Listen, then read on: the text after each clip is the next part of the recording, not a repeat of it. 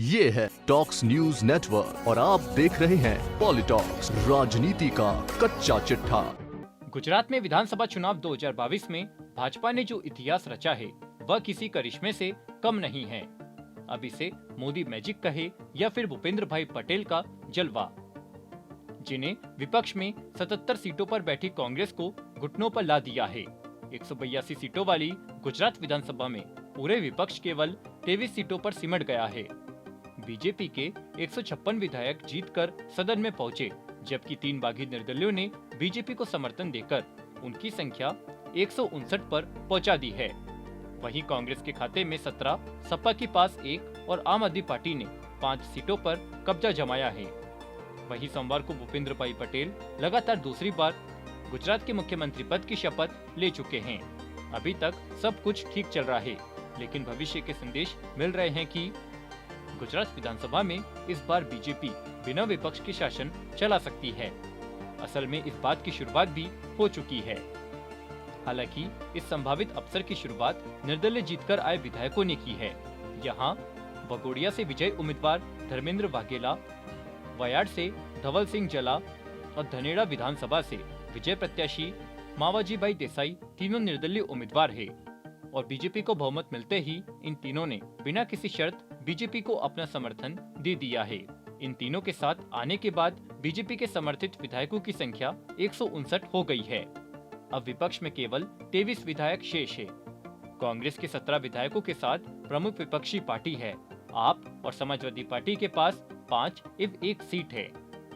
अब आते हैं असल मुद्दे पर कि गुजरात में जब विपक्ष है तो विपक्ष की कुर्सियां खाली कैसे होगी।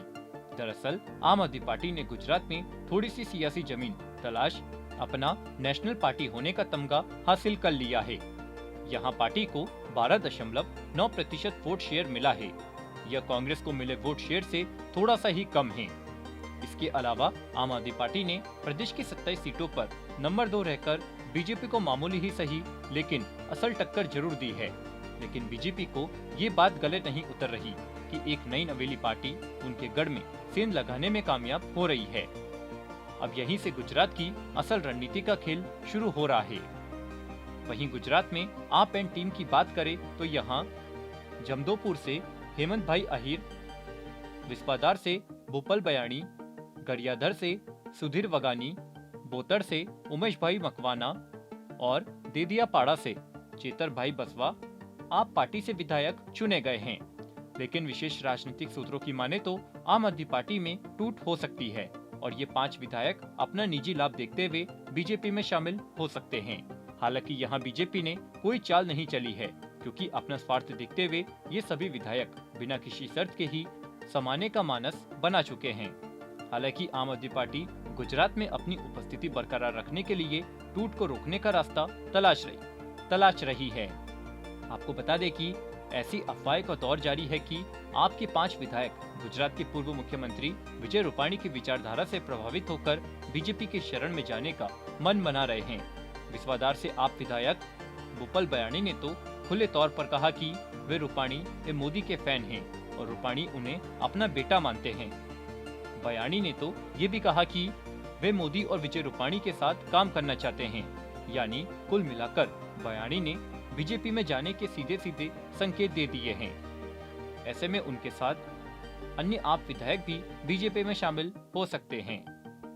इसमें कोई शक नहीं है कि बीते कुछ सालों में बीजेपी की रणनीति तोड़फोड़ के इर्द गिर्द ही घूम रही है। कर्नाटक और मध्य प्रदेश के बाद गोवा में भी कांग्रेस विधायकों को तोड़ा गया है।